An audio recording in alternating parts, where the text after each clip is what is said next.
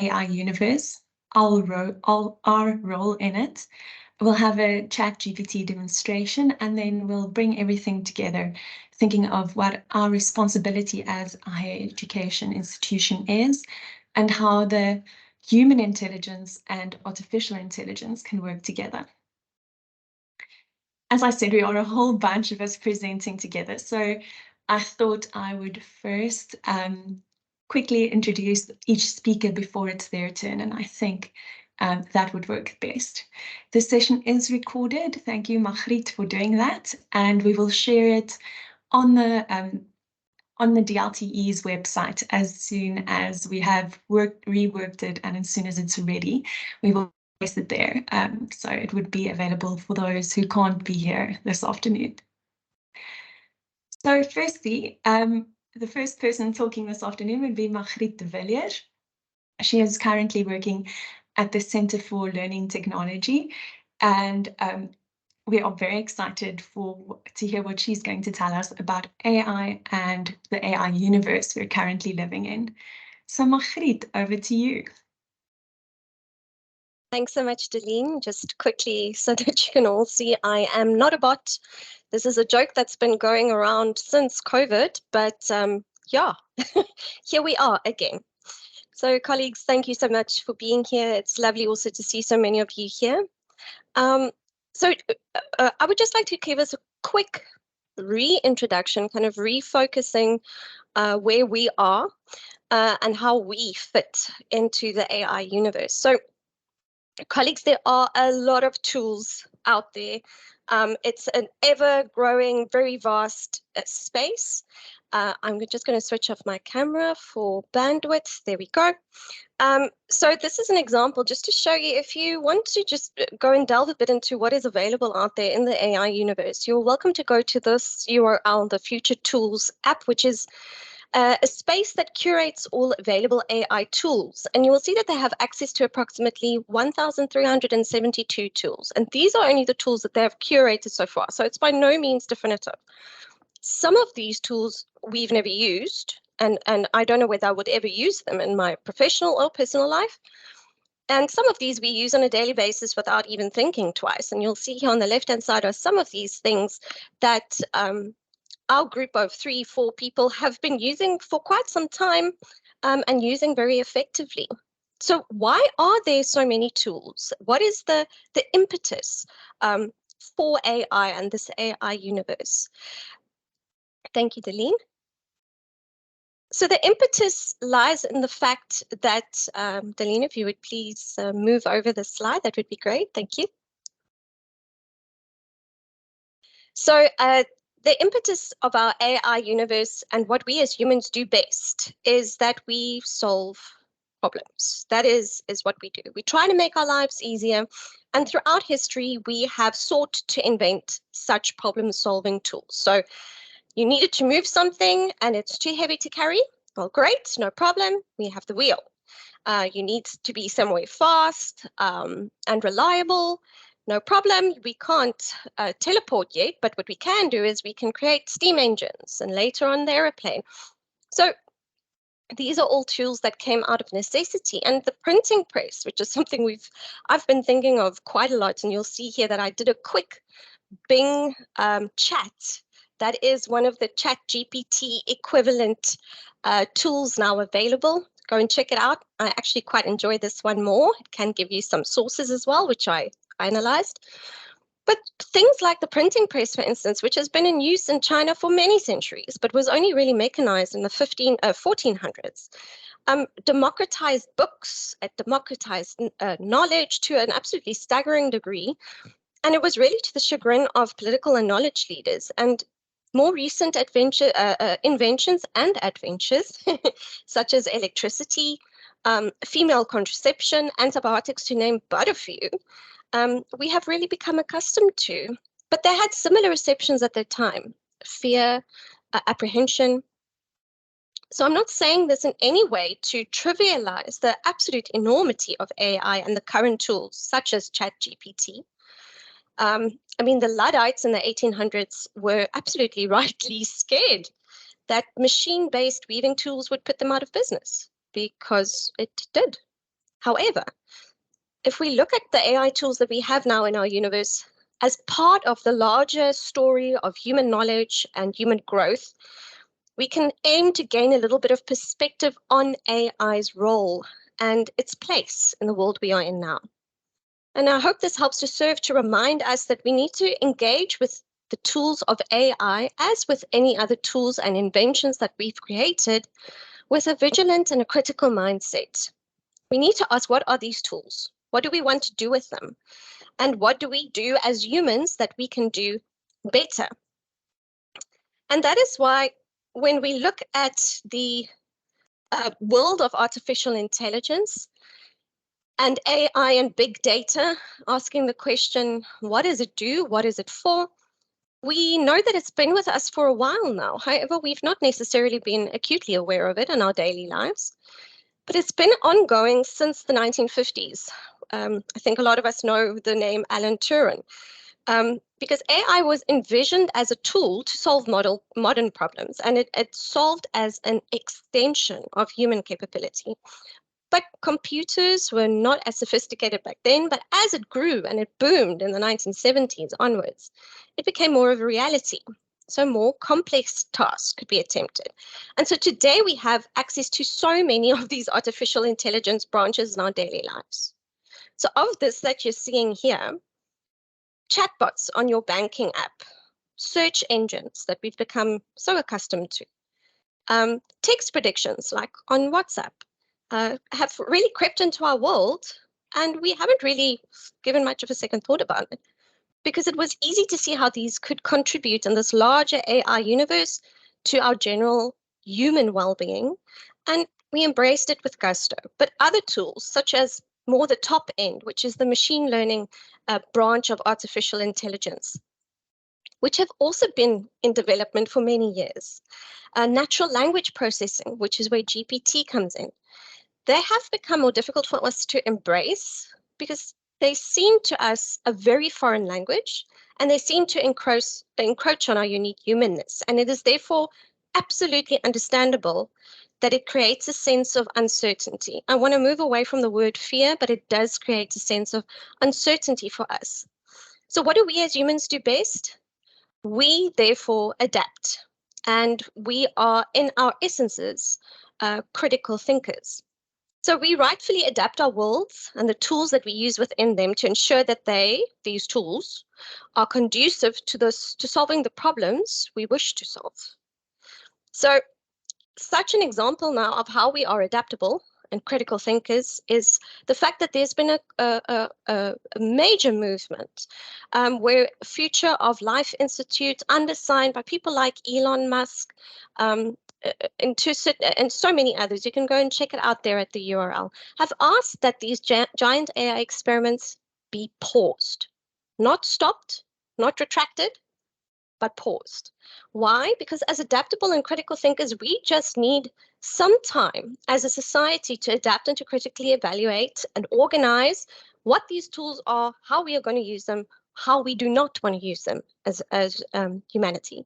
So therefore, understanding our AI tools, and therefore also creating AI policies and regulations, such as the next slide, which shows us the EU policy, which works on risk.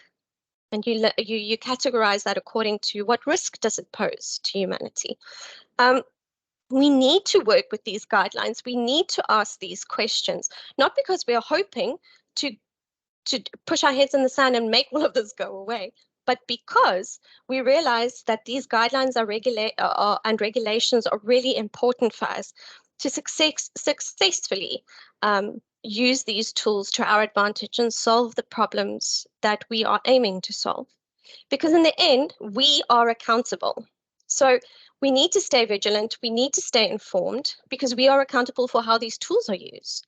We cannot simply pass the buck to companies, we cannot simply pass the buck to governments, because then we remove our own responsibility. We need to ethically, responsibly consider the use of AI and how we want to go about that. And that is also the approach, if you'll remember, this is from our discussion document on ChatGPT that's available on the DLTE website, where we are not blindly just following what is happening, but we are saying we want to work with the world in which we are now, but we are going to do so by holding companies that create and disseminate these tools accountable. We are going to hold ourselves accountable as staff and students for how we use them and when we use them.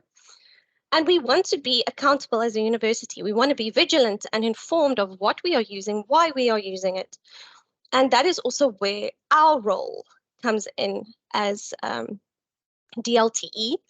And also, why when we look at where all of this fits into what we are doing in higher education, where we have to ask ourselves, what is our role then and our responsibility as accountable, critical, adaptable thinkers? Thank you, Dalene. Thank you, Magriet. I will now hand over to myself and pick up where Magriet has stopped. So what is our role as the DLTE? We see ourselves as there's a lot of information out there. There are many webinars that one can watch. There are a lot of opinions, many articles to read, and as Magriet just mentioned, like 1,500 AI tools out there. So as the DLTE and specifically the Centers for Teaching and Learning Technologies, we see ourselves as the ones who sift through all of this noise, the ones who work through all of the bulk, and then give Stellenbosch a solution, give the university a solution, and help think about things that we can do to adapt all of this for our specific context. Yes, so that is how we position ourselves. The exciting thing is, as a part of this role, we hope to, in the near future, offer an AI literacy in higher education teaching, learning and assessment short course. So as soon as that is available and everything is finalized, we'll share it with with everyone that's attended, with the group, and anyone you can feel free to spread the words afterward. We will share that information and you can then apply for, become part of the short course and hopefully get rewarded for learning more about AI. So that would be coming soon. Today, after the webinar, the previous webinar that we had in March, where Prof. Bruce Watson spoke about what is ChatGPT and he gave us some background information, and Dr. Antoinette van Merwe described Stellenbosch's or our position. In that previous talk, it came out that many academics still have questions about ChatGPT. We would like to know more about ChatGPT. So that is where the rest of this webinar is heading, and then the future short course as well. So for more information on specifically the behind the screens of ChatGPT, please refer to Prof. Watson's session at the link there. And then it's all loaded on the DLT website, by the way. And just as an introduction, a segue to Dr. Philip Southey's presentation right after me, I would just want to refresh your mind. So ChatGPT is a large language model. It's been trained on large data sets up until 2021, so it doesn't have a good knowledge of recent events. It's done by OpenAI, or it's hosted by them, and it's currently in its human testing phase, which means that people that we as users have access to it by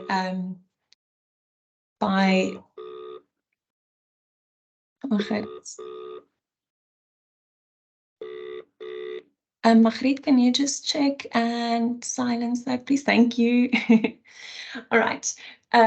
Sorry about that. So ChatGPT is a generative pre-trained transformer, but that's specifically that's a very fancy way of saying in a very that it's actually just a text prediction model. That's like a very fancy way of trying to say that. But the golden ticket in all of this is, what is the prompt or question that we give it? So if it's just predicting the text, then the golden ticket to using ChatGPT is the prompt or question that we as a user give it. So that brings me to Philip Southey. So Philip, I'm handing over to you. We're very fortunate to have you speaking to us today, and we're very excited to hear what you have to say. So thank you very much. Thanks, Dalene, much appreciated. Let's make sure I share my computer sound. Right, so we want to do that. Thanks very much. Hi, everyone. My presentation is going to be divided roughly in half, 5 minutes on teaching and 5 minutes on research. I wasn't quite sure how to pitch this, so I pitched it for myself, who's someone that's not a techie, but has some interest in using the technology. So apologies if this is beneath you. In the second semester this year, I've been given the course for biologists. I sit in the physics department, so I've been asked to teach physics for biologists. It's a notorious course in the physics department because of the 700 students that take physics for biologists. The ones that actually want to be taking physics, they number approximately 0. So I'm going to try and make it as interactive and engaging as possible. I'm going to use a flipped classroom approach. For those of you who aren't familiar, flipped classroom, the research has shown that we shouldn't be standing in front of a hall delivering content. Yeah, that's one of my favorite paintings from the 1300s.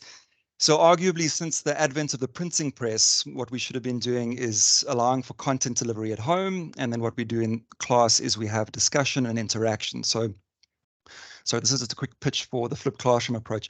More than half of my class time, the students are speaking to each other, grappling with the work and using peer instruction and various other techniques.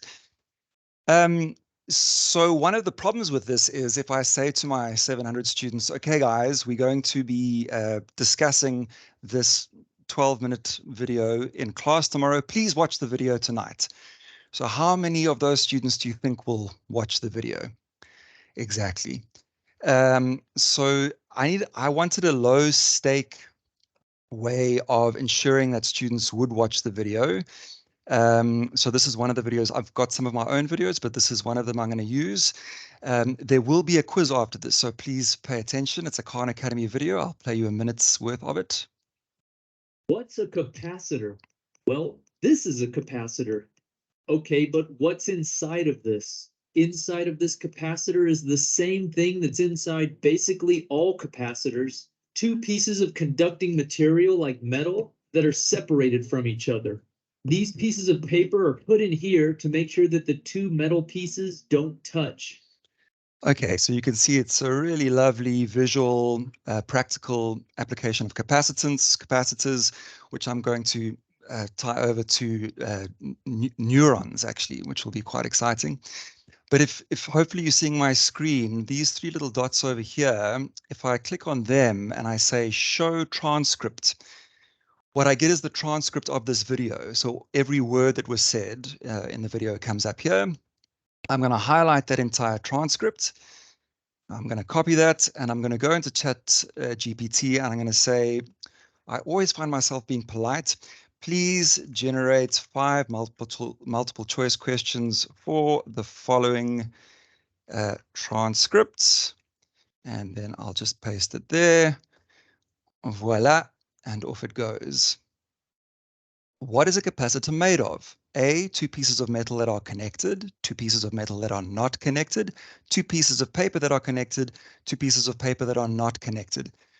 So hopefully you know the answer. What's really great for me is that that's subtle enough that you wouldn't be able to answer that question unless you had watched the video, right? So you can generate however many multiple choice questions you want. There they all are. I'm still working, Hannelly, we must chat, or Dalene, I want to paste that into a text file like Notepad and then import it straight into Sunlearn, and voila, they're my quiz questions. Yeah, so they can walk in and they can do the quiz in class. I can open up the quiz. So, I mean, so powerful in terms of one click and I generate an entire quiz for myself, which will really allow me to implement that flipped classroom approach, hopefully more effectively. Great. So that's the teaching side. The research side, I've been working on a collaboration with a few other colleagues, and we're looking at how COVID affected our teaching and research. And one of the things that emerged, one of the themes that emerged was it affected our postgraduate pipeline for the following reason. So I try to articulate this. This is me writing. So an author mentioned how developing relationships with undergraduate students often leads to retaining them as postgraduate students. It's perhaps only through face-to-face interaction that one can truly assess whether a student would be appropriate for postgraduate research. It is well documented that undergraduate academic performance is actually a poor predictor of success in postgraduate studies. So I wasn't quite happy with that paragraph, pasted it into ChatGPT, and I said, please, can you improve it? So this is what I got back, and I just want to highlight a few things here. So we're going to do some fine-grained analysis, bear with me. So I said that developing relationships with undergraduate students often leads to retaining them, and ChatGPT said it could result in retaining them. And yeah, I think I preferred that particular wording. I said it's perhaps only through face-to-face interaction that one can truly assess, and ChatGPT said it's because of in-person interactions. Yes, yeah, I definitely prefer in-person. Thank you very much. I said it's only through face-to-face interaction that one can truly assess whether a student would be appropriate, and ChatGPT said it would allow for a more accurate assessment. Yes, I actually also prefer that wording. Thank you. Whether a student would be appropriate, whether a student is a suitable candidate. Much prefer suitable candidate. Thank you, ChatGPT. And so we go. Yeah. This last sentence that ChatGPT gives me, I didn't have it all. It summarizes the paragraph. Therefore, establishing a strong relationship with students through personal interaction could provide insight into their potential for postgraduate studies beyond their academic performance. Mwah. I mean, just beautiful. Really, really well done. Thank you very much. So just for curiosity's sake, I pasted the same paragraph and said once again, could you improve? And just for those of you that aren't familiar, so I'm just saying I really love that last little summary. ChatGPT, it doesn't give you back the same. It's not like going to a Wikipedia page. It generates something new. So here you can see, for example, in yellow. So my expression was developing relationships with undergraduate students often leads to retaining them. ChatGPT said it could result in retaining them. And the second time around, it said it can increase the likelihood of retaining them. And that's the perfect, that really encapsulates what I was trying to say there. But later on in this last paragraph, it said, while numerous studies have shown something, sort of setting up a contrast. And I didn't like that at all. I didn't like what it did there. Okay, so what's the point of this whole very detailed fine-grained analysis is to say that the discussion that I would like to start is philosophically, I don't feel like I'm going to generate any writing anymore, or certainly not verbose, robust writing. I'm just going to be providing prompts. And then what I'm going to be doing, as we've seen, is editing. And my question is, so I'm just saying, so I didn't like what it did there, but how did I know that? How did I know that increase the likelihood of that phrasing really captured the concept that I'm trying to get across, or the feeling of what I'm trying to get across? And my question is, to open into the discussion, is can you develop excellent editing skills without practicing writing? If we have an education system in which all of our students are generating writing through using prompts, can they become expert editors? We know that you can become an expert editor by practicing editing, but if you're never engaging in the writing itself, can you still become that expert editor? And the last example I want to give, and Dalene, if you can start preparing that, we've got a little poll for you guys, whether you remember the disagree or not. Sorry, so the philosophical question for me is this relationship between the writing from grassroots and editing something that is given back to you from a prompt. And just to give you an extreme example of the amount of writing that ChatGPT can do for you, and this is where we're going to ask for your opinion on this. So ironically, this is for an ethics application that I want to do for a study. And I said to ChatGPT, I said, I wish to conduct a study into the effectiveness of using the flipped classroom approach in a first-year university engineering physics class. I wish to use a mixed methods approach, conducting quantitative analysis on Likert scale questions, as well as qualitative analysis on open-ended questions using an approach suggested by grounded theory. The emphasis of the study is to compare students' experience of the flipped classroom in their physics class with the traditional mode of teaching used in their other classes. Please write a methodology for this study. So let's actually do that. So I'll copy that and I'll paste that into ChatGPT, and off it, whoops, here we go, off it goes. Sure, here is a possible methodology. There's the research design. All right, participants. Oh, I forgot to include the participants. Of course, that's important. Data collection will be collected through both quantitative, qualitative methods, quantitative data. The survey will consist of questions designed to measure the effectiveness of flipped class. That's perfect. Qualitative data. These will be through open-ended questions included in the same survey. These responsible will be used for a grounded. Okay, so this is interesting. The one time I did this 3 times before. And the other times it actually gave an explanation of what grounded theory was. Yeah, so it really knows its stuff. This is the one time it didn't do that. So once again, that importance of editing. But there you go. I mean, procedure, data analysis. It even reminds me to put in a little ethics thing there. The limitations, goodness gracious me. I mean, just everything that you could possibly want. And one more example is to do the same question, but now I'm saying at the bottom there, please write a literature review for the study. Yeah, so the same study, the flipped classroom approach has gained significant traction in recent years as a new pedagogical strategy. Nice little introductory thing on the flipped classroom. It tells what flipped classroom is. There was a systematic review from Hugh and Lowe and the flipped classroom approach, engineering and physics. Oh, right. So it goes specifically to engineering and physics education. For instance, there it gives some more. So I checked out those references that it's giving. It keeps on going. And there are about 75% of what I would include in my literature review is there. So once again, I mean, I'm just going to be supplementing and editing. So the question that we have for you, Dalene, if it's there, is how comfortable would you be generating an article, a journal article for a peer-reviewed journal that you are writing in this way? Yeah. So the prompt is important and the editing will be important. But if you look at the bulk, obviously editing is going to be a lot quicker than generating all of those words. Who would be comfortable doing that for a peer-reviewed journal? If you can just vote in the chat. Do we have that? Dalene, if you can come online. Oh, there we go. Right.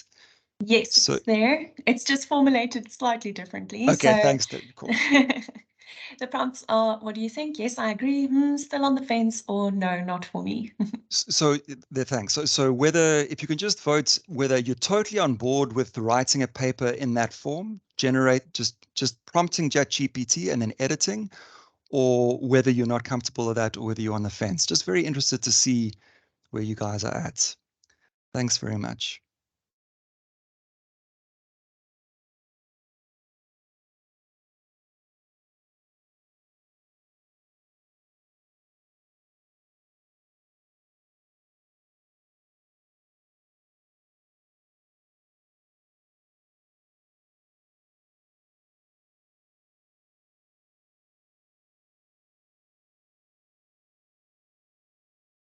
Okay, Dalene, I'm done. So, but we're seeing that 34% agree, 48% on the fence, 18% not for me. I mean, wow, yeah. So this is definitely a discussion to continue. Thanks very much.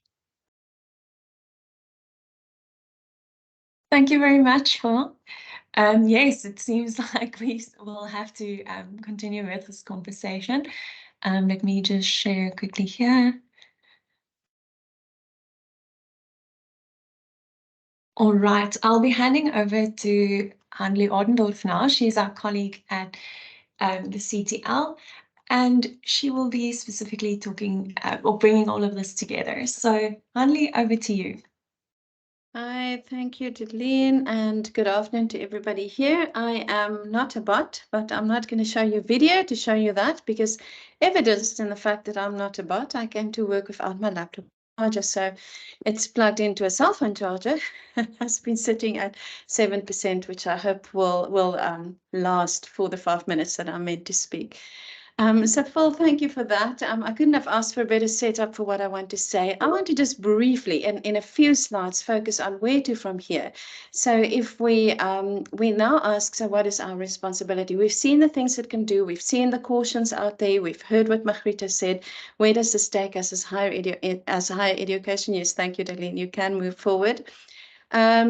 And I think one of the key questions we need to ask ourselves is what it is that we're here to do in higher education. There are a few key themes coming out in all those many discussions that we are both sitting and sifting through, Dalene and Magriet and myself. And I'm going to touch on just 3 of those themes that have been coming out of those discussions right from the start. And the first one is this thing of what are we here to do as higher education? And I think a paper or a piece that asks us really nicely is the conversation article from earlier this year, very recently actually. You might recognize some of the names in that list of authors there, among them Mags Blackie, who we know quite well.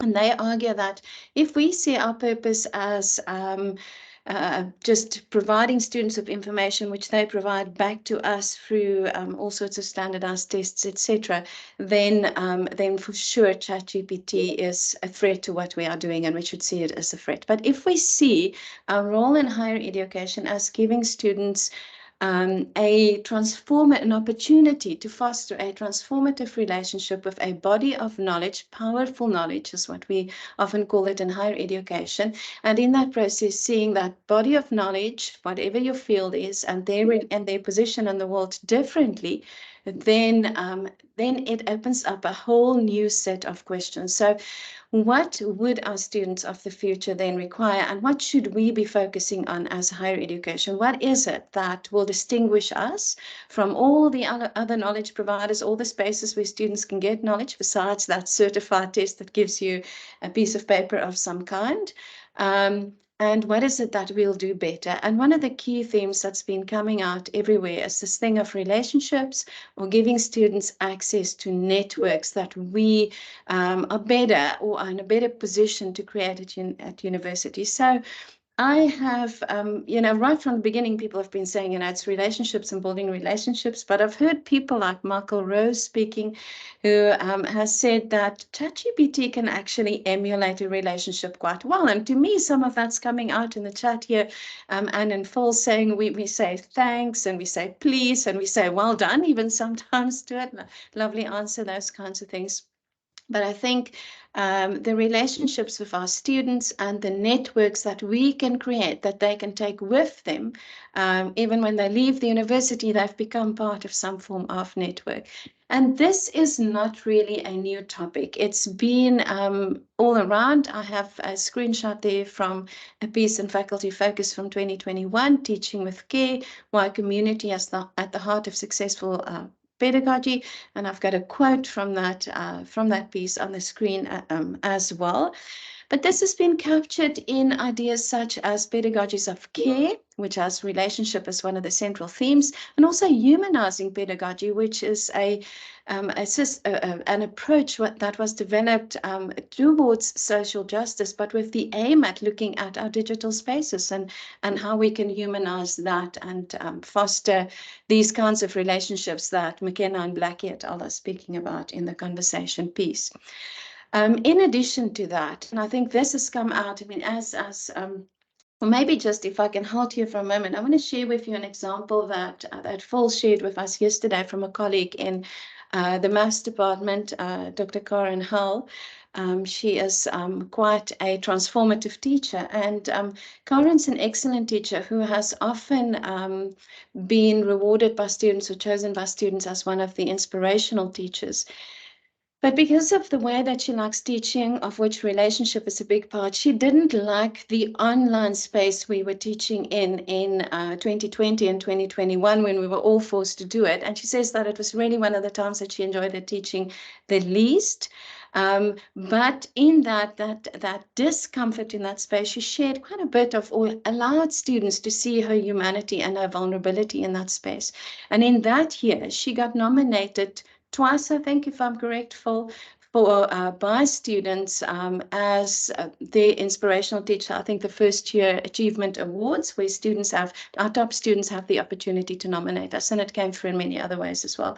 So there's lots of evidence out there for the importance of relationships with our students and how that can impact student outcomes in many different ways. And more recently, I've been interested in the concept of critical thinking and how to, I know this is like the ultimate, this is what we're all aiming for in higher education, and we all have it somewhere there in our outcomes or underpinning our outcomes. But what is it exactly, and how do we achieve it in students, and are we achieving any of it in students? Sometimes I look at what students do and I wonder, but I'm starting to think that relationships with our students might even be part of that process. So critical thinking is quite often defined in terms of being able to find information and then analyze that information and evaluate the information. And I asked ChatGPT to give me a definition, and then I asked ChatGPT whether AI such as itself could do critical thinking, and that was the answer, just for fun for you there. But what a lot of people have been saying is, some of you might be familiar with Bloom's taxonomy, which we have on the screen there. Coined in 1956, it tries to depict sort of levels of difficulty of cognitive skills, or skills in the thinking skills and the cognitive domain. And in 1956, Bloom had evaluation at the top. In 2001, Crafall and Anderson revised this, and they swapped the top two levels and put create at the top and evaluate one level down.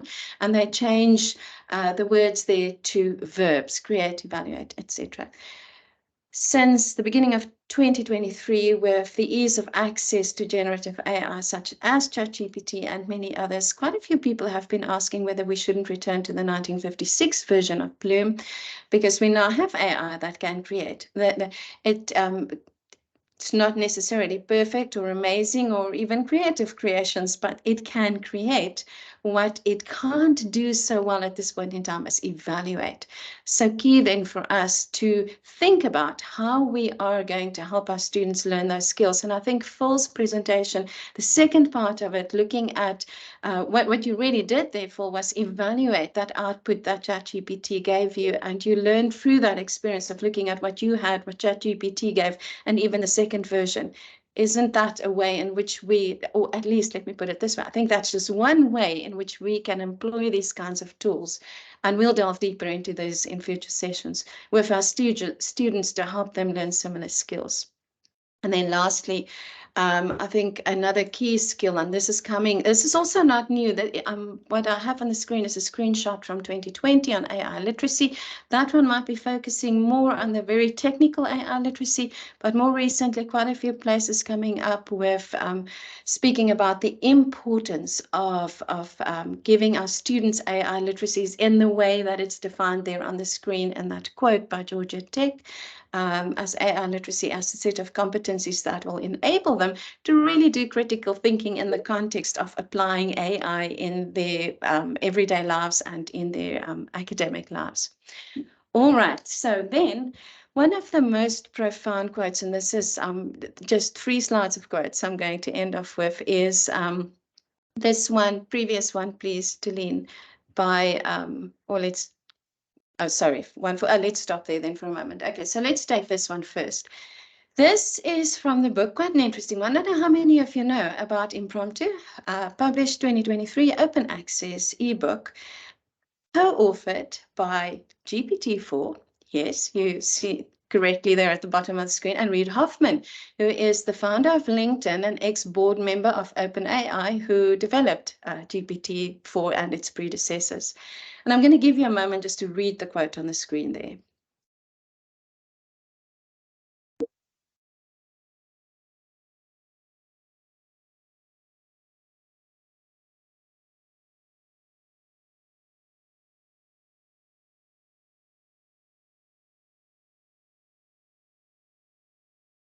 Right, and that sort of captures a lot of what was said here. So that's teaching them critical thinking, giving them AI literacies, and taking them one step further. So in my own words, if we are just creating robot versions of ourselves in the students that they send out of here, we're probably not giving them the best we could be giving them. And then moving forward, Dalene, this quote really hit me between the eyes when I was in a webinar earlier this year where Michael Rowe, previously from just down the road here from us, now abroad, said, AI will never again be as bad as it is today. And we already have evidence of that. Dalene and I have tried things, Dalene especially on ChatGPT earlier this year, which it said, as you know, that typical response, those of you that have played with it, as a large language model, I do not have, let's say, opinions.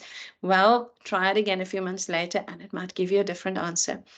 All right, and so leaving you then with these words. So Magriet mentioned the Luddites earlier, so calm your inner Luddite, that thing in you that just wants to stand up and say, this is going to take away my job. But do keep your inner skeptic, thinking back now to the poll that Phil had up earlier as well. And I do see quite a bit of this coming through in that poll. So where does this leave us? And we do have a bit of a plan. We've got some conversations coming up where we will give you an opportunity to calm your inner Luddite, but keep your inner skeptic. The next one, again, teaming up with the Auxin on the 23rd of May to talk about the AI-enabled learning spaces and drilling deeper into practical examples of what it is, how we can harness the power of this thing in our learning spaces. Thanks, Dalene. Thank you so much, Hanley. Yes, and then as I mentioned earlier, just another ad break for that. If you are interested, we will be converting this webinar series into a short course that we would have more information on soon, and you are welcome to sign up for that or to contact me for that.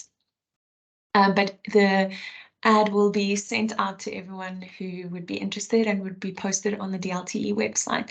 So it would be lovely to engage with you on that platform as well. But we are looking forward to the next Auxin, which would be on the 23rd of May, as Hanley just said. And we hope to see you all there and continue the conversation. If you have any questions for our speakers, perhaps for Phil Salvi or Hanley or Magriet, please post it in the chat quickly. And or if you have, you can also put up your hand if you're brave and unmute yourself and we can take some questions.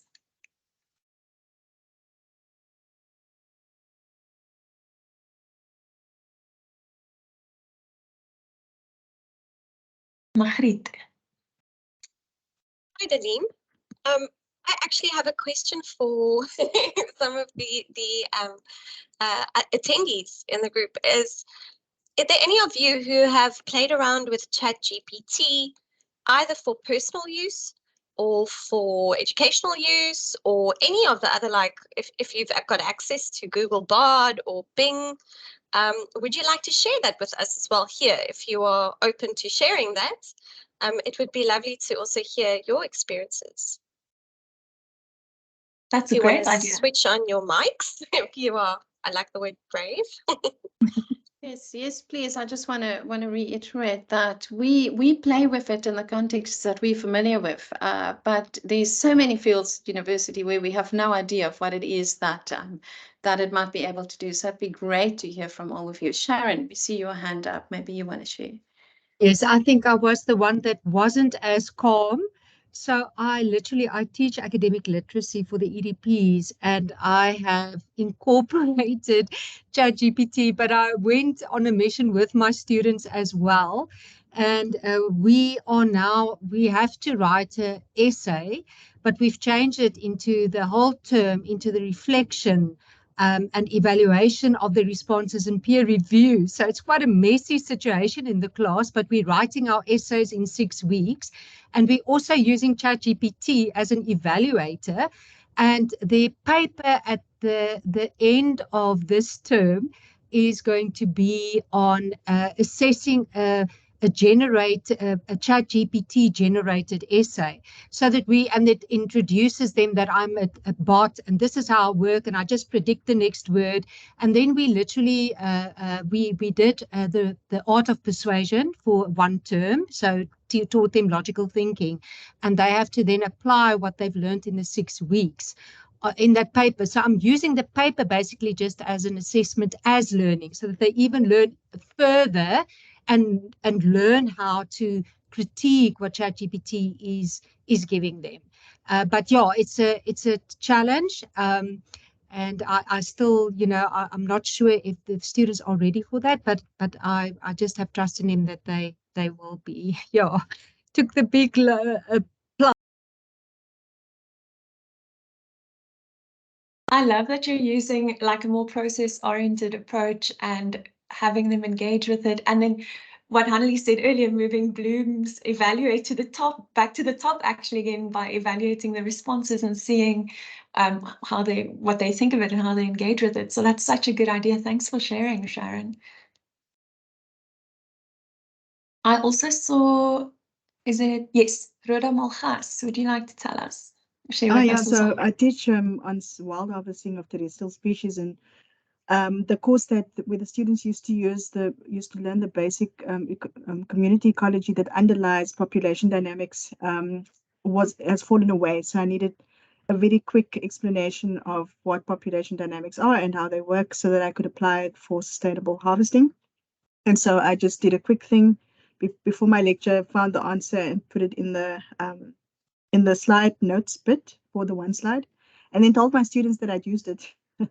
And then felt a little bit like, oh, but should I have? And then it opened up some questions for me about how I will use it in future. I haven't used it again since, but I also heard about Dalene 2, I think, on the radio a few weeks ago. So I'm starting a new project on felt food harvesting, and I'm going to be talking to people who probably have only Afrikaans names for species that I would have to use scientific names for. And so I can generate pictures now based on the scientific names, generate the pictures, possibly in field if I have good internet access, and then use those to show the people so that we can have a common, platform to name the species. So whatever they use for Afrikaans names, I can then relate back to scientific names and carry on with the analysis. So yeah, that's my example. Thanks. Wow, that sounds so interesting. I'm going to hand over to Hanlie because I know she's very excited and she's very more like read into Dalene. So I think she'll chat to you about that, but very cool. Rhoda, thank you for that. And I've seen quite a few people posting. This is so great. We're going to get to some of you and ask you to share with us and maybe share in future sessions.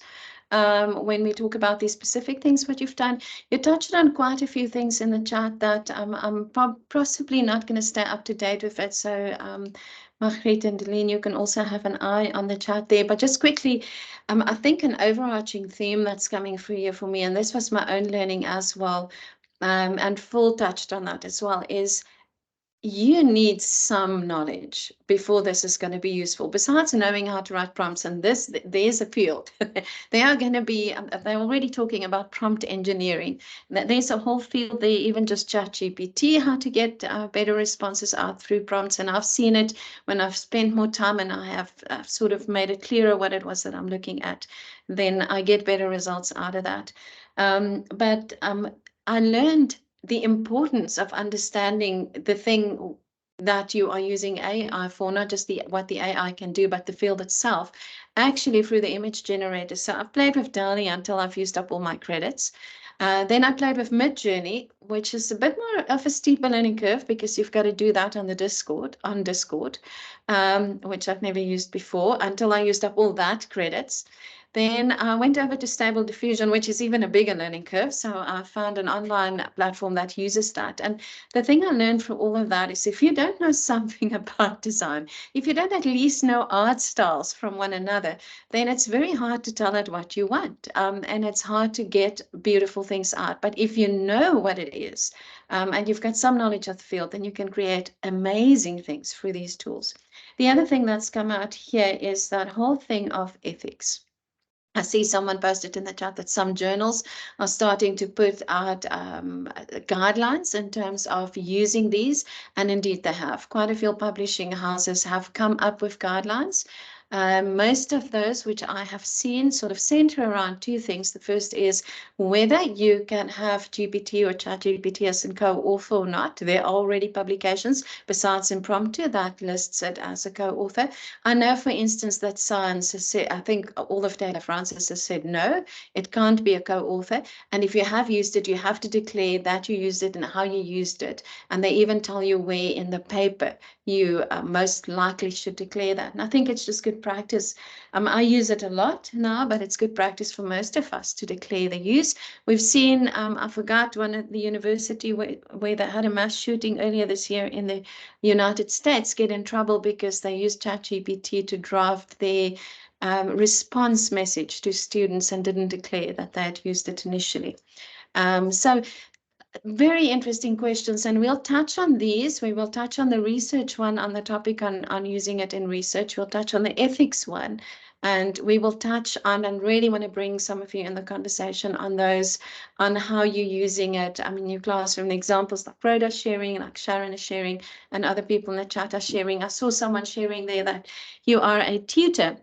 And that's the last thing I want to respond to really quickly is I went into ChatGPT in preparation for something else. I was wondering if I'm a tutor. I often had tutors responding saying to us, we're struggling with knowing what to do with the think that a student's been dishonest, or if students who are not interested in the works. I put some of those really difficult affective stuff to ChatGPT, and the response it gave me would be pretty close to the response that we would have in our tutor training courses for students. So it's interesting. There's interesting times ahead of seeing in which ways it can assist us. And where I think that would be the theme of today, as well as where we have to be really careful and really responsible. Okay, enough from me, Dalene. I don't know whether there are more questions either from people or in the chat. Maybe you or Magriet would have seen. I've been trying to keep up, but I see Magriet has been responding. Magriet. I just wanted to mention, so people have been asking about Turnitin and GPT detection and AI detection. So I have to start off with this for my own value system. Please note that these are also not accurate, just as GPTs are not always accurate. The detection tools are not always accurate. As much as I love Turnitin similarity reports are not always accurate and need a personal eye. The same will go for the fact that Turnitin that we have now at the university has been updated to allow for an AI detection percentage. But once again, you can open up that tab and then check it. It's very important also for you to use that. So I see it, that a question has come up and it has been mentioned, and it is very exciting if you like playing with that. It also does give us a sense of security, but we should be very aware that we still need to take a look at the detection similarity reports. So yes, turn it in, and you can please go and play with it. And if you come up with some interesting examples, please let me know. I'm a huge Turnitin nerd. And I will also be playing with it in the next few weeks. So you are welcome to go and see what it does spit out. I see here Auxin AI has also mentioned that it gave her quite an accurate result. So please, just use that responsibly as we would. Yes, OpenAI also has its one. There are quite a few. If you're interested, Chat Zero is very accurate, and the community that builds it and keeps it up to date is very, very responsive and open to comments from lay people like ourselves. But I just wanted to mention that, Dalene, while it was in the questions. Thanks, Magriet. I think I would also just like to add, Hanlie and I both know of an instance where someone did put their own written academic work through a GPT or an AI detector, and it said, well, this was written pre, all of this, and it came back as, Hanlie, was it something like 90% of this text has been written by AI, and it was like completely human written. So yes, that's why Magriet is also putting all the little red flags around it. So yes, it is a handy tool, but not something we can solely rely on, because it does still make mistakes. And I thought I would just have one last question for Philip, if you are still there and able to unmute yourself. So you're planning on using ChatGPT and the demo you did for us in the second semester, right? So I was wondering which course and how do you think the students would respond? Have you spoken to students so far? How do they use it? That was also a question in the chat. Are they actually adopting this? Yeah, so I thought I'd put that question to you. Thanks, Dalene.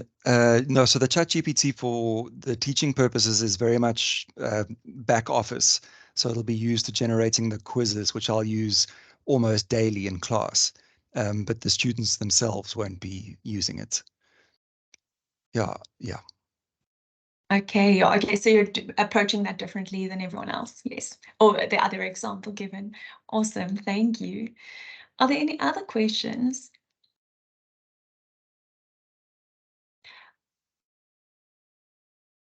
I see we had some questions about the prompts. Oh, wait, there's one. Okay. Ada. Yeah, actually, I would like to ask Philip about, he knows how hard we find it to teach students how to write, to generate anything that's good argumentation, good science and all that. Evaluating, because I think Sharon's very, very brave to ask students not to write, but evaluating writing. Isn't this on Bloom's taxonomy so much higher that it is on a completely different level? If we want them to evaluate, isn't it true that they should first be able to write and then to evaluate writing? I find it so hard, and I'm really trying to self-assess and peer assess writing, but evaluating the writing by a bot, I think, is even on a next level. Philip, how do you feel about that?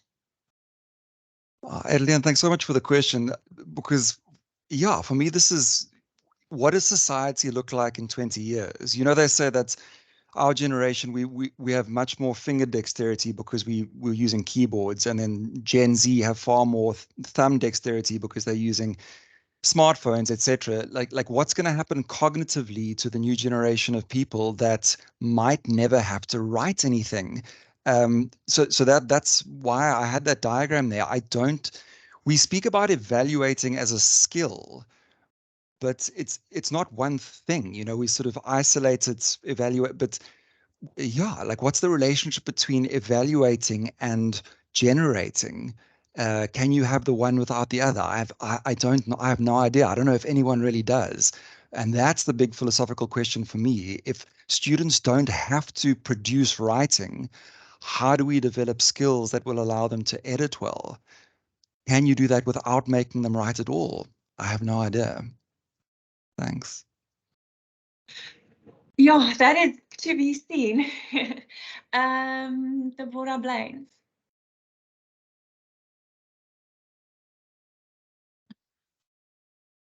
Hi, Philip. I just, in response to what you were just saying now, I think is it not so much like, can they write, can they edit?